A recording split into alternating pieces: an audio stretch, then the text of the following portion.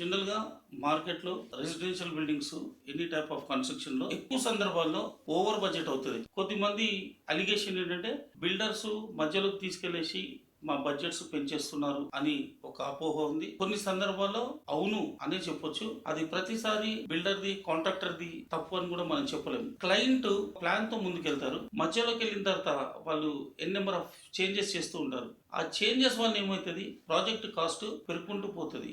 Mistake some times client కూడా చేస్తున్నారు, some times contractor వల్ల కూడా మిస్టేక్స్ జరుగుతుంది. ఎక్కడంటే క్లయింట్ కి ప్రాపర్ గా గైడ్ చేయకపోవడము, క్లయింట్ కి కొన్ని విషయాల పైన అవగాహన ఉండదు, వారికి కావాల్సిన అవేర్నెస్ ఇవ్వడం, కాంట్రాక్టర్ స్కోప్ కాకుండా అడిషనల్ క్లయింట్ స్కోప్ లో ఏమేమి వస్తుందని చెప్పి గైడ్ చేయాలి. క్లయింట్ కూడా తనకి యాక్చువల్లీ ఏం కావాలన్నది ప్రాపర్ ప్లాన్ తో కన్స్ట్రక్షన్ కంపెనీని అప్రోచ్ అవ్వాలి. కాకపోతే మీరు నన్ను ఒక ప్రశ్న అడిగారు, జేకే అసోసియేట్స్ కూడా ఇలా జరుగుతుందని. అన్నిటికన్నా ఫస్ట్ ప్రయారిటీ ఏంటంటే క్లయింట్ కి బడ్జెట్ ప్లానింగ్. ఎక్కడి నుండి మొబిలైజ్ చేయగలుగుతారు, వాళ్ళ దగ్గర ఉన్న ఫండింగ్ ఎంత, వాళ్ళు లోన్కి వెళ్తున్నారా లేకుంటే కన్వర్షన్కి వెళ్తున్నారా.